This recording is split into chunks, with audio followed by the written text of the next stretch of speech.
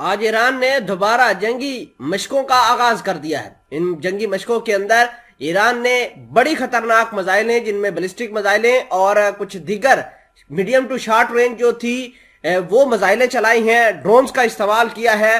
اور اہم بات یہ ہے کہ ان اسٹریٹجک ڈرلز کے اندر اسرائیل کے ڈمی یعنی عارضی ٹارگٹ کو بنا کے ان کو اڑایا جا رہا ہے۔ حال فی الحال کے اندر ہم نے یہ بھی دیکھا کہ اسرائیل کے کچھ نیول بیسز کو ایران نے ڈمی طور پر تیار کیا اور وہاں پر ابابیل نام کا اپنا ڈرونز بیچ کر اس کو برباد کیا۔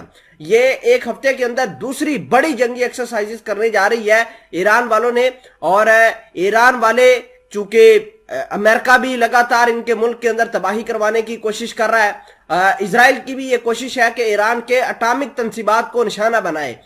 ہم نے کل بھی آپ کو بتایا کہ اسرائیل کے جو فوجی حکام ہیں ان کا یہی ماننا ہے کہ جب ہمیں حکم دیا جائے گا، جب ہماری گورنمنٹ ہمیں حکم دے گی تو ہم ایران کی ایٹمی تنصیبات کو برباد کر دیں گے۔ اور یہی وجہ ہے کہ ایران کے اندر آج کل کھلبلی مچی ہوئی ہے، اور ایران بھی کسی سے پیچھے نہیں ہے۔ ایران نے حال فی الحال کے اندر اپنے ایک اٹامک سائنٹسٹ جس کے پاس ڈوئل نیشنلٹی تھی، جس کا نام علی رضا اکبری تھا، جو برطین کا شہری بھی تھا، ایران کا شہری بھی تھا اور اٹامک تنصیبات کے حوالے سے منسلک تھا، اس کو ایگزیکیوٹ کیا ہے۔ تو آپ اندازہ کیجئے کہ ایران کس لیول کے اوپر جا کے یہ جو جنگ مسلط کی گئی ہے اس کے اوپر کھیل رہا ہے۔ تمام تر چیزیں آج کی اس ویڈیو میں ڈیٹیل کے ساتھ ڈسکس کریں گے۔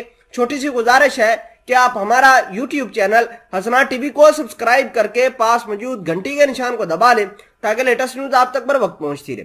بات یہ ہے کہ اسرائیل نے کچھ اہم کام کیے ہیں، اہم ڈیولپمنٹ کی ہے۔ اسرائیل نے اعلان کیا ہے کہ ایران کے پاس 4 اٹامک بوم کا مواد موجود ہے اور وہ بہت ساروں کا اور بھی مواد بنا رہا ہے۔ اگر اسی طرح کھلی چھوٹ دی گئی تو وہ بہت جلد اٹامک ویپنز بنا کے دنیا کے سامنے ایک نئی ایٹمی طاقت ابھر کر سامنے آئے گا۔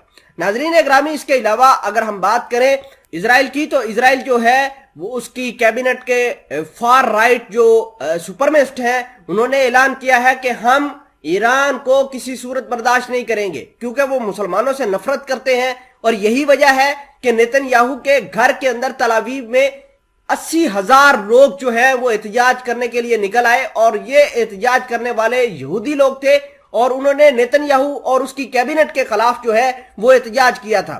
آپ کو یہ بھی بتا دیں کہ انہی حالات کو دیکھتے ہوئے اسرائیل کے صدر ہرزوف نے اعلان کیا ہے کہ اگر یہ معاملات ٹھیک نہ کیے گئے اور نیتن یاہو اسی طرح گورنمنٹ چلاتے رہے تو اسرائیل کے ٹکڑے ٹکڑے ہو جائیں گے۔ اسرائیل نے ظلم، جبر اور بربریت کا جو آغاز کر رکھا ہے، جو تمام تر چیزیں فلسطین کے اندر کر رہا ہے، اس سے ایک نئی لہر پھوٹ سکتی ہے۔ اور ایران یہی چاہتا ہے کہ وہ جنگی ریہرسل کی مدد سے اپنے دشمن کو باور کروا دے کہ اگر اس کے اٹامک ویپنز کے اوپر اٹیک کیا گیا تو اس کا انجام بہت برا ہوگا۔